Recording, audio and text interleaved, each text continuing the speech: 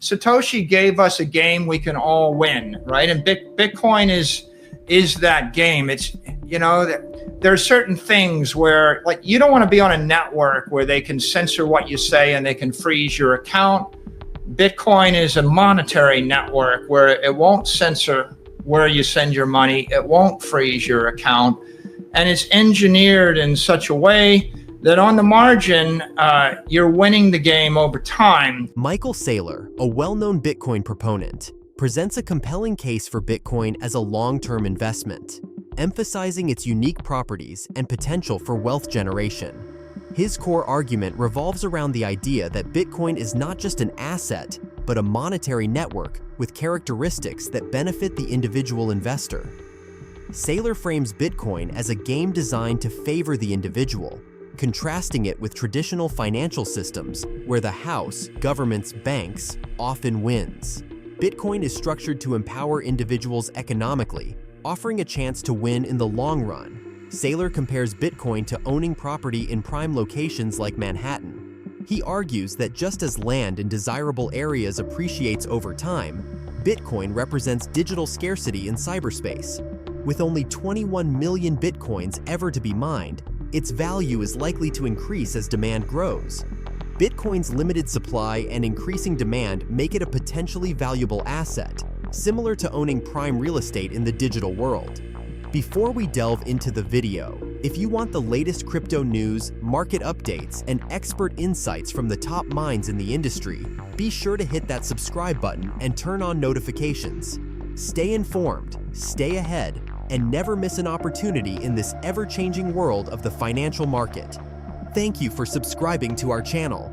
Satoshi gave us a game we can all win, right? And Bitcoin is that game. It's, there are certain things where, like, you don't want to be on a network where they can censor what you say and they can freeze your account.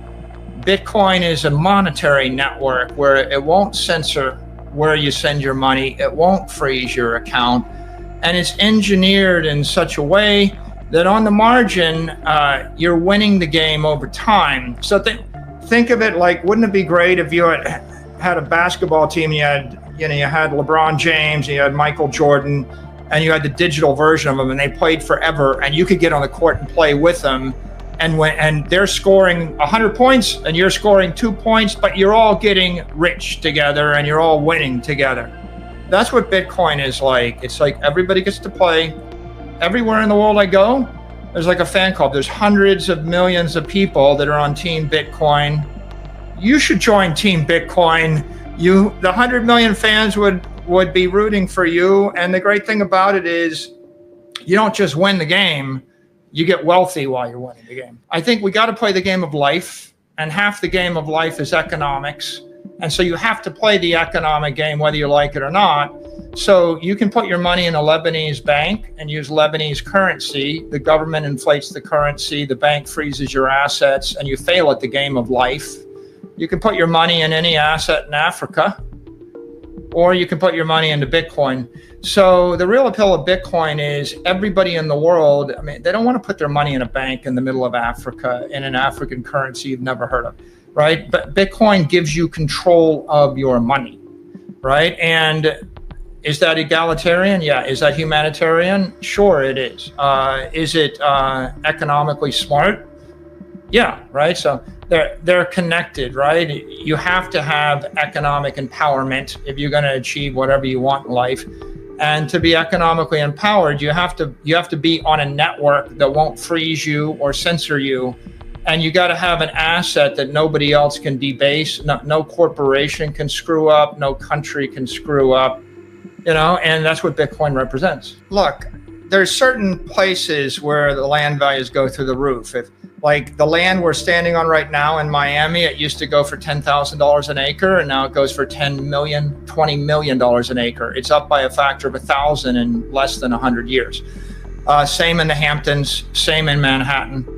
I grew up in Fairborn, Ohio. The land in Fairborn, Ohio did not go up by a factor of 1,000. Right. The land in the middle of the swamps or the land in the Rocky Mountains doesn't go up.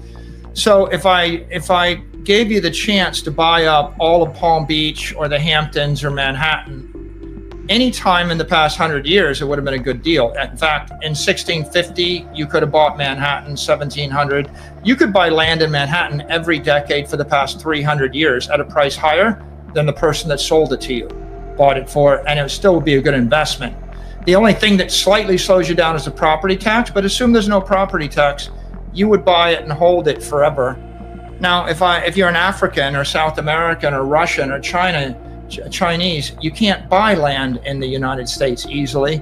You don't want to own the land in Africa any more than you want to own the land, in the middle of the Rocky Mountains. It's not going to appreciate.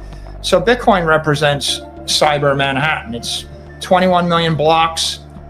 Everybody with money in the world is going to want to put some of their money there, right? How much of their money? Well, if you lived in Lebanon or Iraq or Syria right now, the money you have in Bitcoin you still have, and the money you have in the local bank you don't have anymore, right? If you need to leave a country or flee for your life, and that happens a lot, the money you have in Bitcoin you get to keep. The money you have in land or buildings or local currencies or a local bank, you lose. So Bitcoin really represents that strongest, greatest city in cyberspace, and it's going to be the center of the digital economy. Like, the really nice thing about it is when you're buying a block or 10 blocks of Manhattan in the year like 1900, you don't know what people are going to do with it, but you kind of figure that all the smart people will move to New York and they'll want that land to build a building on it. You're going to get wealthy because you're holding it. The same is true with Bitcoin. If you're living in Africa or China or Russia or Argentina and you buy Bitcoin, you don't really know what you're going to do with it. But guess what? MicroStrategy just bought $2 billion of it this week. I know what I'm going to do with it. And I bought it at 100,000. Yeah, I'm going to keep buying. I joke. So you said, well, is 100,000 too much? And I said, look, Dave, I'll be buying it at $1 million a coin, and I'll probably be buying it at the rate of $1 billion a day at $1 million a coin, because that's what I do. Just like you're like, crap, Manhattan real estate's really expensive in 1930. It's a lot more expensive than 1830. I'm like, well, 100 years later, we'll still be buying it and we'll be paying a lot more. The only issue is, can you hold it for that time period? Because people are going to want to buy it. In March of 2020, we all get punched in the face. And for 6 months, you're like, well, do I move to Miami? Do I get in the stock market? Do I buy Bitcoin? What do I do? So for about 6 months, I spent trying to figure out what I'm going to do. And we discovered Bitcoin. And I thought, well, it's not without risk, but everything else is worse. Everything else is a fast death or a slow death. So I'm going to do something new. Over the next 4 years, the risk got taken off. The administration embraced it as a commodity, and that was one risk factor taken off. And then we got the ETFs, that was the second risk factor.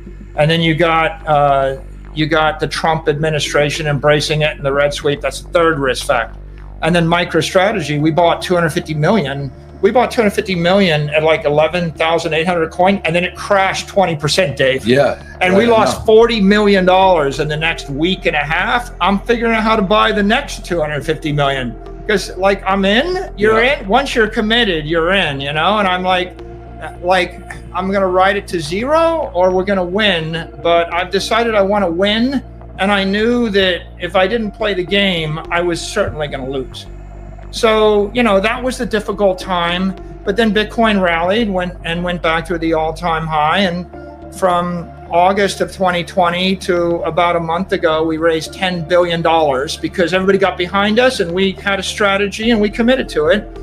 And then there's the red sweep and big November, and we raised $15 billion in 4.5 weeks. And now we put $25 billion into the network. But it's like, decide what you're going to do with your life, focus, commit, and you're going to get punched, you're going to get beat in the face a little bit. You'll take a few. I would say you take your money and you divide it between scarce, desirable real estate you want to live in, that you like this place. And then I say you take some and you put it in like a big tech stock portfolio, maybe Magnificent 7 or things you like. And you take another portion, maybe it's 10%, maybe it's 20%, maybe it's 30%, somewhere in that range, and you buy digital property, you buy Bitcoin with it. So 2% probably, that's an insurance policy, right? 2% is an insurance policy. You're not going to get rich buying flood insurance for your house. 10%, you're a player, 20, 30%, you probably make a lot of money. And if you're, of course, If you're a maximalist, you go to 50% or 75%, but at that point, you're really focused upon that. Investing in Bitcoin is not just about financial gain, but also about participating in a global movement that promotes economic empowerment and decentralization.